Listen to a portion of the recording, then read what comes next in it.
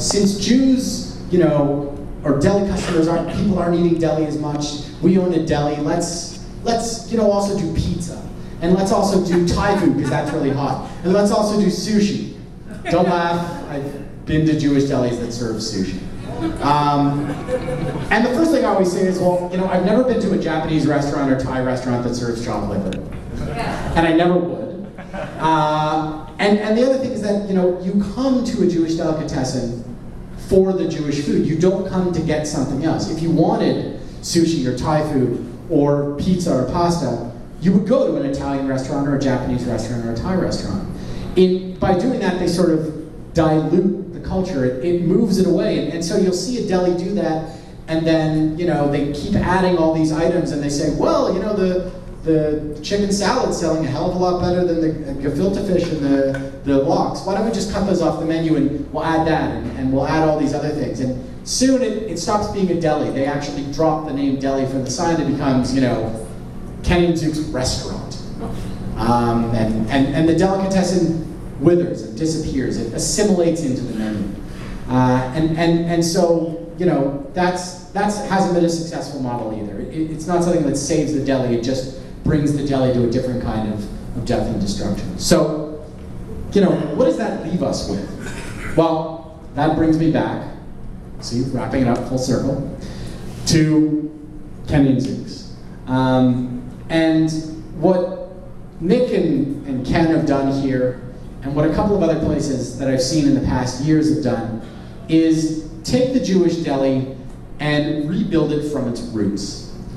A lot of the places, even some here in Portland, which I'm not going to name, have over the years taken Jewish deli and they've outsourced it. They get the sodas in from somewhere else. They don't make the meat anymore. They don't make the bread anymore. They don't make the bagels anymore. They just buy these things and assemble them.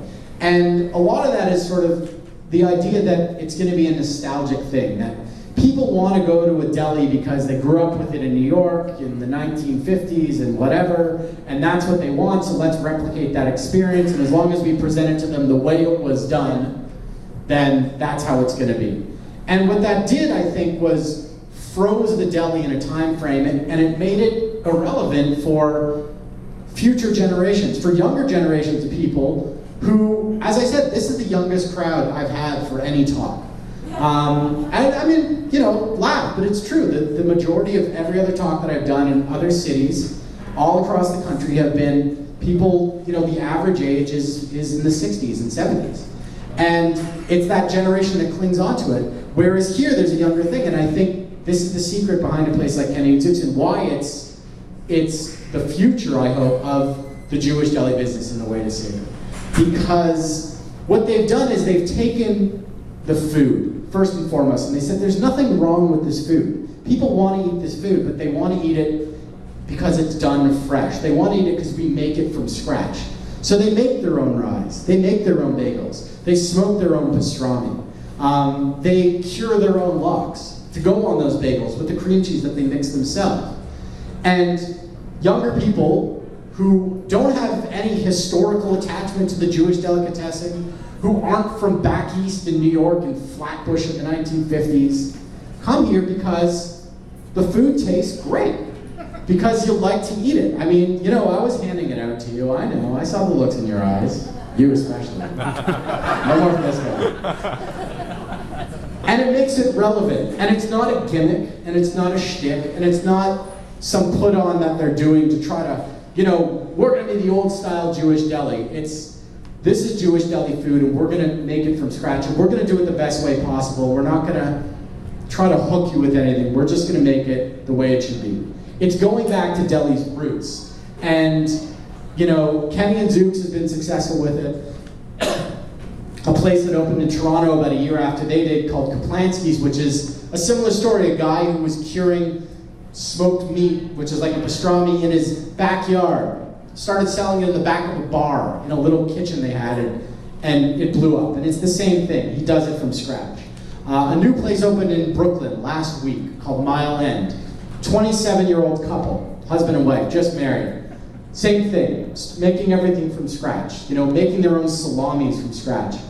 And people love it. And again, it's a younger generation, new generation. So, in conclusion, I don't think there's anything that Jewish deli needs to move away from in its roots. Its greatest virtue is in its flavor and its history. And these are honest flavors. These are flavors that have a tradition of people loving them. And if it's made right and done with care, people will go crazy for it, just like they've done here. It's one of those ideas that's so simple and easy. It's amazing no one's thought of it. And it's great to be back here to sort of see everybody come and appreciate it and be a part of it. So thank you very much. And thanks to Kenny and Zuke for making that tradition incredible in a place like Portland, the least likely place anyone would have ever thought.